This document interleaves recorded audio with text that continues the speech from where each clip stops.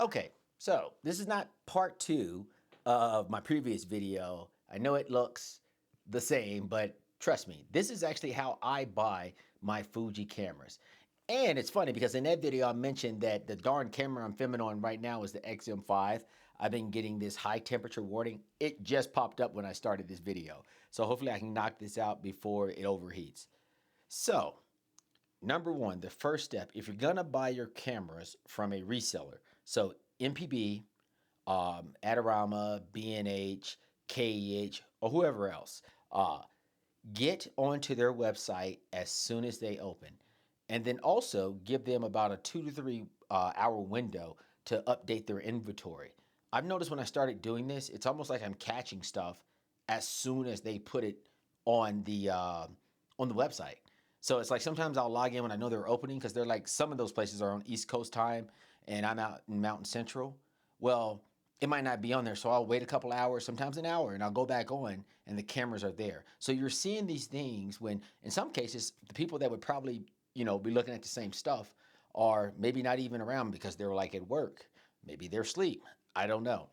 But what I will tell you, that is how I actually bought two of these cameras. And it was hilarious. It's like, wow, just like this one, I had it for about a week.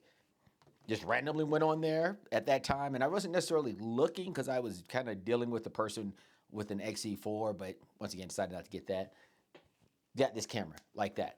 The other resource that I use, and you're probably using this one as well, is Facebook Marketplace. And one thing I would tell you about Facebook Marketplace, and one of the things that I love about it, is sometimes you'll get stuff that shows up and they haven't really bought into the camera hype. So if your system is like overpriced, like ours is right now, Fuji, and some others, or somebody there because of the street photography rage, if it looks like a rangefinder style camera they're going to ask more for. Sometimes I've gone to Facebook Marketplace and that's not the case. They just put the camera up and they want to sell it for what they got into it and get their money back, sometimes even less. And that's actually how I bought this camera. You can watch the video on that, but the person that I bought it from, he actually purchased it for his spouse, and she decided she just didn't like it. So he put it on there in the box. New. He didn't even put the kit lens was actually included, but he actually had the kit lens too. Book hadn't even registered the camera. So I would highly recommend you do that. The other thing I would mention is if you're going to use the method I talked about previously, where you're actually buying these early on the camera reseller sites, do not shy away from the well-used bargain cameras. Now, as is, you can play that one by ear if you want to do that, but well-used and those that are like right before as is, that's what these are. And these cameras, I mean, when I got them, there's a few things I had to do. Like, for instance, on this camera, which I just purchased, I did a little, like, there's some little nicks. So I got like a little paint pen. I touched that up. I think that I actually had to glue this right here because I actually think this is an aftermarket grip because the other one may have just come off. And touched up some things under here. But that was it.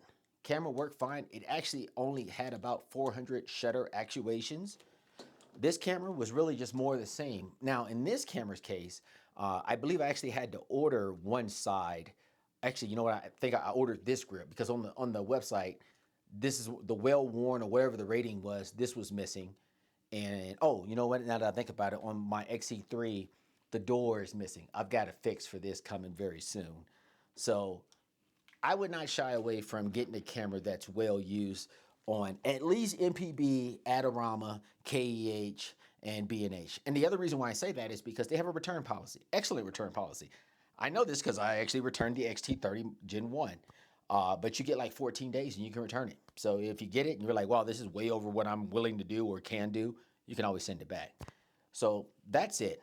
If you got any questions about any of those tips and tactics, feel free to leave them in the comments section. If you got tips of your own, same thing, share those. But those are the things that tend to have worked for me so far.